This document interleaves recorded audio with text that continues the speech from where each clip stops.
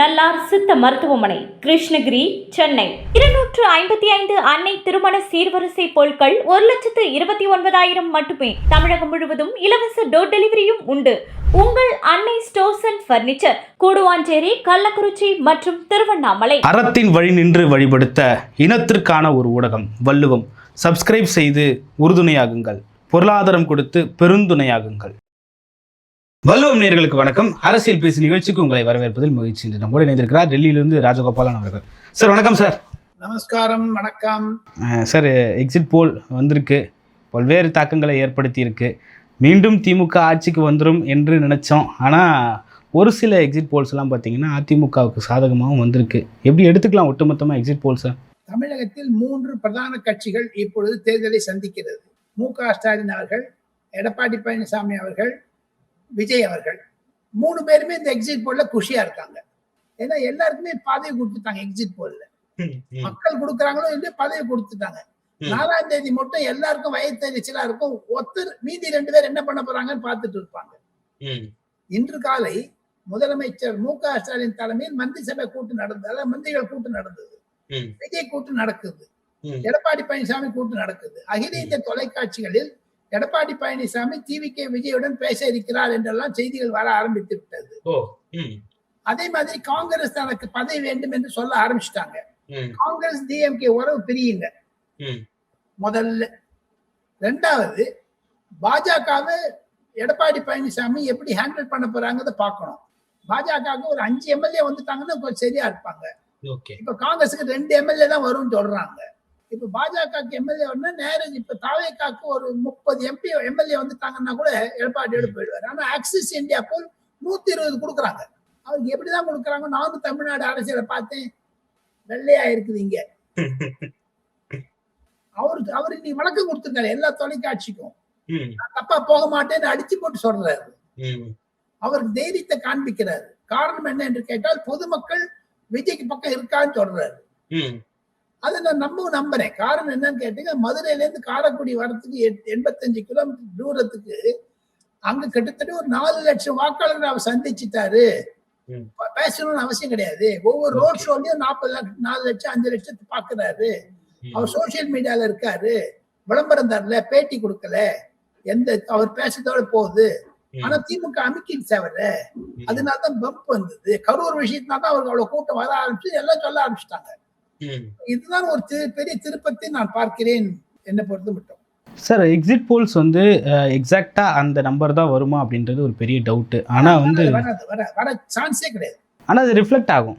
அது ஒரு ட்ரெண்ட் தெரியுதே தவிர பழைய காலத்துல ஏன்னா முதல்ல எல்லாம் நல்லா பண்ணிட்டு இருந்தாங்க. யோகேந்திர யாதவ்னு பண்ணாரு, பிரணய் ராய் பண்ணாங்க. அப்பெல்லாம் கரெக்டா இருக்கும். இப்ப ஏத்தாம்போக்கு எக்காம்போக்கும் பண்றாங்க. எல்லாம் தொலைபேசியில பேசுறாங்க. நாய்டான்னு ஒரு இடம் இருக்குது, அங்கேருந்து எல்லாத்தையும் பேசுறாங்க. பேசினதுனால தெரியுமா? இப்ப நான் வந்து உதாரணத்துக்கு எடப்பாடி பழனிசாமி ஓட்டு போட்டேன்னா நான் வெளில சொல்லுவேன் சீமானுக்கு போட்டேன்னு. நீங்க சீமானுக்கு போட்டீங்கன்னா நான் விஜய்க்கு போட்டேன்னு போய் சொல்றாங்க. பொதுமக்கள் பயப்படுறாங்க. இந்த சோசியல் மீடியா வந்தப்பறம் எல்லாமே கொஞ்சம் வெளித்தன்மை இல்லாத போயிடுச்சோன்னு ஒரு டிரான்ஸ்பரன்சி இருக்குது. ஆனா உண்மையை சொல்ல மாட்டேங்கிறாங்க. சேஃபர் ஜோன்ல இருக்கணும்னு நினைக்கிறாங்களா சார்? சேஃபர் ஜோன் கிடையாது. நாளைக்கு அவன் ஆட்சி வந்துட்டு அடிப்பாங்க, தோத்து போயிட்டு அடிப்பாங்கன்னு ஒரு பயமும் இருக்குது. அந்த கிராமத்துல இருந்த பயம் நகரத்துக்கு வந்து பாருங்க. வெஸ்ட் பெங்கால்ல அதே ஆக்சிஸ் யார் தமிழ்நாட்டுக்கு பண்ணாங்களோ அவர் வெஸ்ட் பெங்கால்ல பண்ணலேன்னு சொல்லிட்டாரு. காரணம் யாருமே பதில் சொல்ல மாட்டேங்கிறாங்க. அங்க அவங்க வெஸ்ட் பெங்கால்ல அந்த ஆக்சிஸ் இந்தியாவுடைய ஆபீஸை போட்டு அடிச்சுட்டாங்க. மம்தா பானர்ஜி போட்டு நிமிஷம் பண்ணி விட்டாங்க. அந்த மாதிரி தமிழ்நாட்டு நாளைக்கு ஏடிஎம்கே பண்ணா பிடிஎம்கே பண்ண என்ன ஆகும்? அதுதான் அது அந்த உண்மை வெளிப்படைத்தன்மை இல்லை. நம்ம தெரிஞ்சுக்கலாமே தவிர ஒண்ணு நிச்சயம் திமுக ஆட்சிக்கு வரல. பெரும்பான்மையான தேர்தலுக்கு பிந்தைய கருத்து கணிப்புகளில் வந்து திமுக தான் ஆட்சி பிடிக்கும்ன்ற மாதிரி வந்திருக்கு. அதுவும் ஒரு செய்தியா பார்க்கப்படுகிறது. வந்திருக்குது. அது அதே பார்க்க போனீங்கன்னா டிவிகே வரும்னு 2 பேர் சொல்லியிருக்காங்க. தொங்கு சபை வரும்னு 2 பேர் சொல்லியிருக்காங்க. மொத்தம் 27 28 எக்ஸிட் போல் வந்திருக்குது. மொத்தம் கான்ட்ராக்ட் பண்ணிக்கிறாங்க.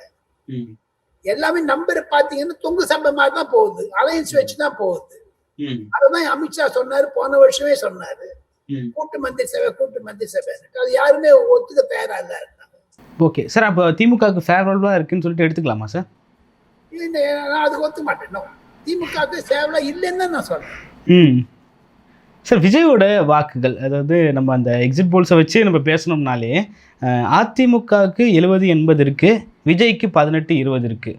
அப்போது விஜய் யாரோட வாக்கை தான் சார் குறி வைக்கிறாரு, யாரோட சீட்ஸை தான் குறி வைக்கிறாரு? விஜய் திமுக சீட்ஸ் தான் முழுக்க குறி வைப்பார். ஏன்னா அவருடைய பேச்சு முழுக்கமே திமுக உதயநிதி தான் ஆட்பார். அதே பிரதீப் குப்தா சொல்லியிருக்காரு, தமிழ்நாட்டில் உதயநிதியும் ஸ்டாலின் தோத்துக்கூடாதுன்னு சொல்லியிருக்காரு. அதெல்லாம் நீங்க பார்க்கல. உதயநிதி ஸ்டாலின் தோத்துருவாங்களா? அதெல்லாம் சொல்லியிருக்காரு. அந்த கட்டிங் உங்களுக்கு அனுப்புறேன், உங்க தொலைக்காட்சியில போட்டு காமிங்க. அவர் எல்லா தொலைக்காட்சியும் சொல்றாரு. அவர் அங்க மெட்ராஸ்ல 15 நாள் இருந்தேன்னு வேற சொல்றாரு சென்னையில. சார் முதல்வர் துணை முதல்வர்ன்றது ஒரு விவிஐபி தொகுதி சார். அந்த தொகுதியில அவங்க எப்பவுமே ஜெயிக்கிறது ஒரு வழமையா இருக்கு. விஜய் தொகுதி விஐபி தொகுதி இல்லையா, எடப்பாடி பழனிசாமி தொகுதி, நயினா நாகர், சீமான் தொகுதி இல்லையா, காரைக்குடி, சாத்தூர் தொகுதி இல்லையா, ஒவ்வொரு தொகுதியும் விஐபி தொகுதி தானுங்க. இதுக்குன்னு ஒரு அதாவது பட்டம் கட்டியிருக்காங்க விஐபி தொகுதி. முதலமைச்சராகத்தான் போறாரு. சென்ற வருடம் அவர் முதலமைச்சராக இல்லை, இந்த வருடம் முதலமைச்சராக போட்டிருக்காரு. ஸோ அது என்னை பொறுத்து மட்டும் அவர் தமிழ்நாட்டில் ஒரு திமுகவுக்கு எதிரால இருக்குன்னு அவர் சொல்றாரு. Okay sir, India Today Axis My இந்தியான்ற அந்த கணிப்புகளை தாவேக்காவுக்கு சாதகமாக இருந்ததை நம்ம பார்க்குறோம். ஆனால் அவர் போன முறை பாஜகவுக்கு 400+ வரும் அப்படின்னு சொல்லியிருந்தாரு. அது வராமல் போச்சு. அழுதாரு. இப்போ அழுவாருன்னு சொல்றாங்க திமுக காரங்க. ஆனா தாவேக்கா காரங்க சிரிக்கிறாங்களே. ஓகே சார், அது நடக்குமா சார்? தாவேக்கா ஆட்சி பிடிக்கிறதுக்கான வாய்ப்பு இருக்கா? இந்த புது கட்சி அவர் எம்ஜிஆர் மாதிரி, எம்டி ராமராவ் மாதிரி, ஜெயலலிதா மாதிரி கம்பேர் பண்றாரு. சங்கீதா மூலமாக, கரூர் மூலமாக, ஜனநாயகன் மூலமாக. 23ஆம் தேதி ராத்திரி ஏடி மார்னிங், 22ஆம் தேதி ராத்திரி எல்லா பஸ்ஸையும் கேன்சல் பண்ணிட்டாங்களே. 1.5 கோடி பேர் தவிச்சாங்களே. ஓகே சார், எடப்பாடி பழனிசாமி எப்படி இந்த தேர்தலை அந்த எக்ஸிட் போல்ஸை கணிக்க போகிறாரு? ஏன்னா அவருக்கு டைம்ஸ் நம்ம கொடுத்துருக்காங்க. ஆனாலும் பார்த்தீங்கன்னா அது ஒரு 120, 130 அந்த ஒரு மேஜிக் நம்பரோட பக்கத்தில் தான் வருது. ரொம்ப ஃபுல்லாக ஒன்றும் வரல. அந்த 120 கூட பாஜக சேர்ந்தது, பாமக சேர்ந்தது. 120ங்கிறது டைட்டா இருக்குது. அது ஒரு 10 பேர் இப்படி படங்க ஆட்சிக்கு வந்துடும். ஏன்னா உங்களுக்கு பேசிக் நம்பரே 120 இல்லைங்களா? 234ல 117 இருக்கு, யாருன்னா அமைக்கலாம். அது தவிர ப்ரீ போல் அலைன்ஸ் வச்சிருக்காரு எடப்பாடி பழனிசாமி. அதனால அவருக்கு சான்சஸ் இருக்கிறது. ஆட்சிக்கு வந்துட்டு அப்புறம் மீதி பேரெல்லாம் உடைக்கிறதுக்கு பார்ப்பாங்க, கட்சியை உடைப்பாங்க, கூட்டணி உடைப்பாங்க. ஓகே சார், அப்போ அதிமுக வந்தாலுமே அந்த மெஜாரிட்டி வராது, தனி மெஜாரிட்டி அதிமுக எடுக்க முடியாதுன்றதுதான் இந்த எக்ஸிட் போல் சொல்லுதுன்னு எடுத்துக்கலாம்.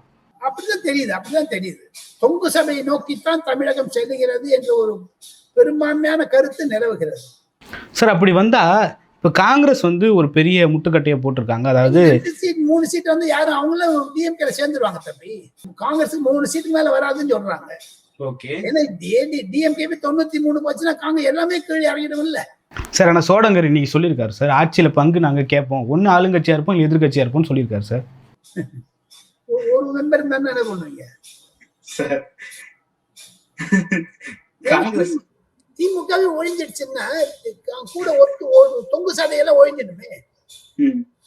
என்னை பொறுத்த மட்டும் காங்கிரஸுக்கு 3-4 சீட் அதிகங்க சார். ஒரு பெரிய கட்சி 28 தொகுதியில நிக்கிறாங்க, ஒரு 10 ஏற்கனவே நிறைய எம்எல்ஏ இருக்காங்க சார். 28 மாநிலங்களில் இல்லாத இந்திய கட்சிங்க அது. ஆல் இண்டியா லெவல் சொல்றீங்களா? ஒண்ணுமே இல்லையே ஆல் இண்டியா லெவல்ல.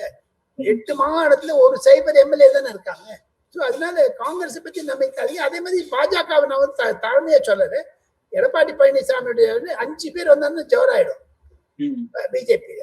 காங்கிரஸ் 5 பேர் வரமாட்டாங்களே. ஓகே சார், காங்கிரஸ் விஜயோட போகணுன்னு தேர்தலுக்கு முன்னாடி அவங்களோட பெரிய இதுவாக இருந்தது. இப்போ தேர்தலுக்கு அப்புறமா ஆட்சியில் பங்கு, அதிகாரத்தில் பங்குன்னு கேட்குறத பார்த்தா மீண்டும் விஜயோட போவாங்களா இல்லை விஜயோட பேசுவாங்களான்றது ஒரு பெரிய இதுவாக இருக்கு. மே மாதம் 10ஆம் தேதி தமிழகத்தினுடைய ஒரு மாபெரும் செய்தி என்ன என்று கேட்டால், தேர்தல் வெளியான பிறகு 1 வாரத்திற்குள்ளதாக காங்கிரஸ் திமுக கூட்டணியிலிருந்து விலகிவிடும். எப்பொழுது நம்ம செல்வ பெருந்தகை ராஜினாமா செய்தாரோ புதியதாக மாணிக் தாக்கூரையோ ஜோதிமணியோ தான் தலைவரா போடுவாங்க. தலைவரா போட்டாங்கன்னா அவங்க எல்லாம் ஏற்கனவே திமுகவுக்கு விரோதமாக இருந்தவர்கள், விஜயுடன் பேசிக் கொண்டிருந்தவர்கள், விஜயோட போயிடுவாங்க. அவ்வளவுதான். ஓகே சார், டிவிகே திரும்பவும் அதையே கேட்குறேன். டிவிகே எப்படி இருக்க போகுது? டபுள் டிஜிட் கொடுத்துருக்காங்க, டபுள் டிஜிட்டுக்கு வாய்ப்பு இருக்கா? என்ன பொறுத்து மட்டும் அவங்களுக்கு ஒரு 20% ஓட்டு பிரதீப் குப்தாவே சொல்றாரு. 15% இருந்ததுன்னா கூட அவங்க ஒரு 25 சீட் எடுத்துருவாங்க. ஓகே, சீட்ஸாக கன்வெர்ட் ஆகுமா சார்? அது இந்த பெர்சன்டேஜ் வந்து சீட்ஸாக கன்வெர்ட் ஆகுமா? அது ஆங்கர் பொதுமக்களுக்கு இருக்கக்கூடிய ஒரு ஒரு கோபம் தெரியும். Okay sir. சார் சீமான் அவர்களுக்கும் மற்றவைன்னு சொல்லிட்டு கொடுத்துருக்காங்க, கிட்டத்தட்ட ஒரு 4, 5, 6 அப்படின்னு சொல்லிட்டு கொடுத்துருக்காங்க. எப்படி எடுத்துக்கலாம் அதை? சீமானுக்குன்னு சொல்லல, நான் வந்து எந்த கட்சிக்குமே சொல்லலையே. மற்றவை எல்லாம் காங்கிரஸும் இன்க்ளூடட், பாஜகவும் இன்க்ளூடட் இல்லையா? அவங்க அதிமுக அலையன்ஸ் தானே சொல்லியிருக்காங்க. ஒன்றும் தனித்தனியா சொல்லவே இல்லை எந்த கட்சிக்கு. இப்ப பாஜகவுக்கு எவ்வளவு சொல்லியிருக்காங்க சொல்லுங்க? அதிமுக கூட்டணின்னு சொல்லிட்டு பிளஸ் அதிமுக பிளஸ்ன்னு எடுத்துக்கிறாங்க. 120 போயிருக்காங்களா இல்லையோ? அப்ப அதிமுக 95 வச்சுங்க, பாஜக 5. அதெல்லாம் அந்த விளக்கம் தரவே இல்லையே ஒன்றும். ஒன்றாம் போக்கு பொதுப்போக்குன்னு சொல்லிட்டு போயிட்டாங்க இல்லையா? என் பாயிண்ட் என்ன தெரியுமா? ரிசல்ட் வரும்போது இதெல்லாம் ஒரு ஹேஷியங்கள் தானே தவிர ரிசல்ட்டுக்கு எல்லாத்துக்கும் ஆப்போசிட்டா என்ன பண்ணுவீங்க? ஒரு பெரிய கியூரியாசிட்டி இருக்கா சார் இந்த எலெக்ஷன்ல? யார் ஜெயிக்க போறாங்கன்ற ஒரு பெரிய கியூரியாசிட்டி மக்கள் மத்தியில இருக்குதா சார்? கியூரியாசிட்டி இருக்குது. எடப்பாடி பழனிசாமி ஜெயிக்க போறான்னு இருக்குது, திமுக போயிட போதுன்னு இருக்குது. இன்னும் என்ன வேணும்? ஜெனரல் ட்ரெண்டா தானே. ஏன்னா விஜய் திமுக எதிர்த்து பேசுறாரு, இவங்களும் திமுக எதிர்த்து பேசுறாங்க. அதுதானே கருத்து வருவது, அதுதானே.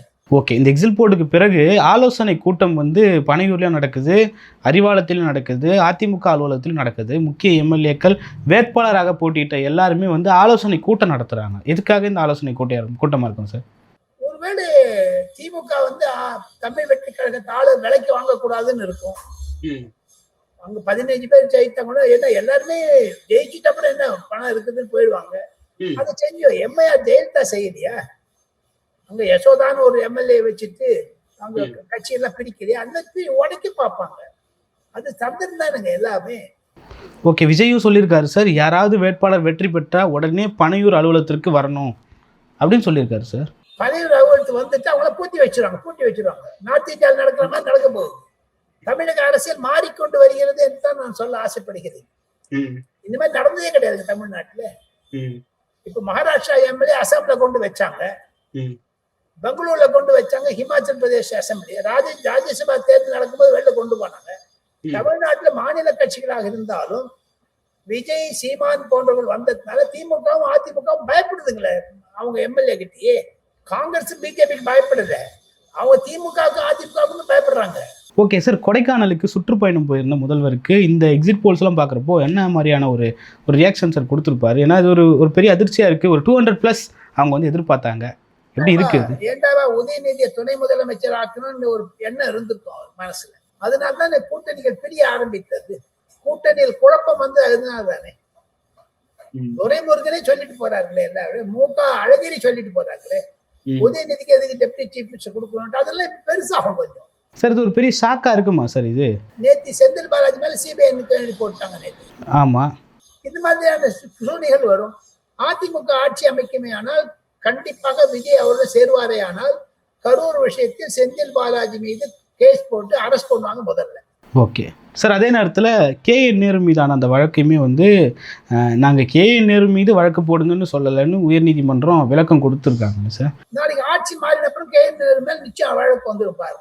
அப்படி பார்க்க போனீங்கன்னா குறைந்தது 10 திமுக மந்திரிகள் தோல்வி அடைவார் என்று பிரதிபலித்தா ஓப்பனா சொல்றாருங்களே. முக ஸ்டாலின், உதயநிதி உள்பட சொல்றாரு சார். ஆனால் உதயநிதி முக ஸ்டாலின்லாம் நம்ம ஏற்றுக்க முடியுமா சார்? ஏன்னா மக்கள் மத்தியில் அவங்கெல்லாம் வந்து ஒரு பதவியில் முக்கியமாக முதல்வராக, துணை முதல்வராக இருக்கிறவங்கள நம்ம எப்படி சார் ஏற்றுக்க முடியும்? நான் உங்களை மாதிரி வயசுல சின்ன பையனா இருக்க காமராஜரே தோக்கடிச்சிட்டாரு ஒரு ஆள், சீனிவாசன். ஜெயலலிதாவை தோக்கடிக்கலையா? இந்திரா காந்தி ராஜ்நாராயண் தோக்கடிச்சாரு. நான் நேரம் பார்த்தேன் 1977. அப்பதான் நான் சின்ன நிருபராக சேர்ந்தேன் இந்தியன் எக்ஸ்பிரஸ்ல டெல்லியில. அப்படியே பெற்ற வாழ்லாம் தோத்து போயிட்டாங்களே. சோ அப்படி பார்க்க போனீங்கன்னா பெரிய பெரிய தலையெல்லாம் உருட்டு. கருணாநிதி தோத்து போலியாங்களா தம்பி? அது தோல்வி வெற்றி என்பது ஒரு விளையாட்டு ஸ்போர்ட்ஸ்மேன் லைஃப் ஸ்டைல் தான் எடுத்துக்கணும் நீங்க, அவ்வளவுதானே. Okay sir. ஆனா விஜயே நாங்க தோக்கடிப்போன்னு திமுக பெரம்பூர்லயும் திருச்சியிலயும் சொல்றாங்க சார். 2 டைம் ஜெயிக்க போறான்னு சொல்லியிருக்காங்க எக்ஸிட் போல். அது என்ன சொல்றது? தோக்கடிக்க விட மாட்டாங்களே சார். நாம் தமிழர் எப்படி சார் எடுத்துக்கலாம் இந்த தேர்தலில்? எப்படி இருக்கும் உங்களுக்கு? ஏன்னா யாருமே வைக்கல பெருசா லிஸ்ட்ல. வெயிட் பண்ணி எனக்கு தோணுது இந்த சமயத்துல. அவர் ஜெயித்துட்டு வரத தவிர 2-3 சீட் நிச்சயம் ஜெயிச்சிருவார் அப்படின்னு தான் தெரியுது சார். ஒட்டுமொத்தமா இந்த எக்ஸிட் போல எப்படி பாக்குறீங்க? தேர்தலில் எப்படி இருக்க போகுது? இது ரிஃப்ளெக்ட் ஆகுமா சார்? இது ஒண்ணு நான் பல ஆங்கில ஹிந்தி தொலைக்காட்சிகளில் அந்த எக்ஸிட் போல் பண்றவங்கள்ட்டே நான் நேர பேசுறேன். லட்ச கணக்கான ரூபாய் போட்டு பல ஊழியர்களை அமைப்பி அவங்க எல்லாம் அது ஒரு சயின்ஸ், அது ஒரு விஞ்ஞானம் எக்ஸிட் போலிங் என்பது. அவ்வளவு கணக்கு போட்டு ஸ்டாட்டிஸ்ட் தான் போட்டிருக்காங்க. அதுக்கு மரியாதை தரணும். நம்ம இன்ட்ரெஸ்ட் பண்ணக்கூடாது. என்னை பொறுத்து மட்டும் கல நிலவரம் அந்த மாதிரி இல்லை என்பதுதான் என்னுடைய கருத்து. சார், புதுச்சேரியில் ஒரு பெரிய தாக்கத்தை விஜய் ஏற்படுத்துவார்னு சொல்லிட்டு எதிர்பார்த்த நிலையில் எக்ஸிட் போல்ஸ் அந்த ஆக்சிஸ் மை இந்தியாவே புதுச்சேரியில் விஜய்க்கு குறைவாக கொடுத்துறத பார்க்குறோம். 2, 3 ஒரு சில எக்ஸிட் போல்ஸ் வந்து 0 கூட கொடுத்துருக்காங்க புதுச்சேரியில். ஏன் ரங்கசாமி ஜெயிக்கிறான்னு சொல்லியிருக்காங்க. அங்கேயும் பாஜக ஜெயிக்குன்னு சொல்லியிருக்காங்க. புதுச்சேரி 30 இடங்க, அது 30 சீட், அது ஒன்றும் பெருசா எடுத்துக்கல யாருமே. இருந்தாலும் பாஜக என்ஆர்எஸ் காங்கிரஸ் வெற்றி பெறும் தான் சொல்லியிருக்காங்க. ஆனால் இந்த கூட்டம் வந்து புதுச்சேரியிலும் இருந்தது சார். விஜய்க்கு கூட்டம் வந்தது, அந்த இம்பாக்ட் பண்ணாத போயிடுச்சு. தமிழ்நாட்டில் இருந்த ஒரு வேகம் புதுச்சேரியில இல்லையே. ஏன்னா தமிழ்நாட்டில் திமுக ஆட்சி, அவர் ஆட்சிக்கு எதுதான் குரல் கொடுத்தாரு.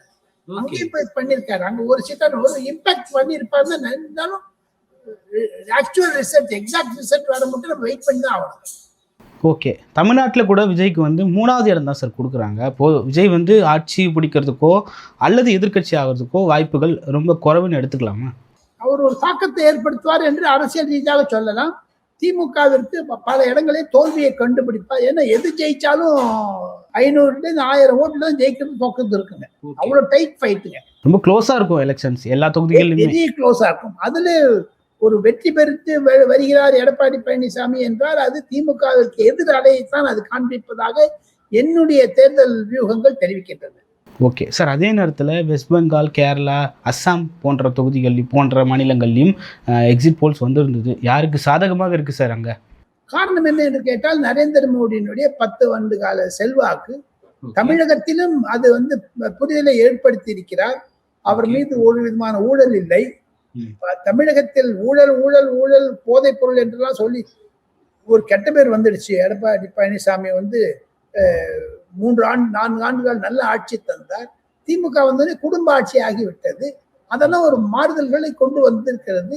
அகில இந்திய அளவில் பாஜக மீண்டும் வெற்றி பெறுவதற்கு காரணம் என்ன என்று கேட்டால் 2014க்கு பிறகு அவர் தொடர்ந்து கொடுக்கக்கூடிய வளர்ச்சி திட்டங்கள். இன்னைக்கு 750 கிலோமீட்டர் தூரமான ஒரு கங்கா எக்ஸ்பிரஸ் ஹைவே ஓபன் பண்ணிருக்காங்க. 34,000 கோடி ரூபாய் 5 வருஷத்தை பண்ணிருக்காங்க. அந்த மாதிரி நிறைய பொது திட்டங்களை கொடுத்ததுனால இப்ப தமிழ்நாட்டுல பாருங்க நிறைய 14 லட்சம் கோடி கொடுத்திருக்காங்க. இந்த பசங்க சாப்பிட்டு போட்டாங்க திமுக. ஆமா, அதெல்லாம் எடப்பாடி பழனிசாமி வந்து ஊழல் புகார் போட்டு ஒரு கமிஷன் ஆஃப் என்கொயரி போடுவார் பாருங்க. அதுதான் விஜய் சொல்லுவாரு. தமிழகம் வளர்ச்சி அடைய வேண்டும் என்றால் கண்டிப்பாக ஏதாவது ஒரு அரசாங்கத்தோடு நாங்க கைகோத்து இருக்கணுங்க தம்பி. 2 பேருமே எதிர்த்து இருக்கக்கூடாது. விஜய் செய்த தவறு, திமுக செய்த தவறு அது. ஓகே சார், வெஸ்ட் பெங்கால் எப்படி சார் இருக்கு? வெஸ்ட் பெங்கால் வந்து ஒரு க்ளோஸ் கண்டஸ்டன்ட். க்ளோஸ் கண்டஸ்டன்ட் 15 வருஷம் அங்க அம்மா இருந்துட்டாங்க. அவர் மீது நிறைய புகார் இருக்குது. ஆன்டி இன்கம்பன்சி நிறைய இருக்கும் சார். ஆன்டி இன்கம்பன்சி இருக்குதே.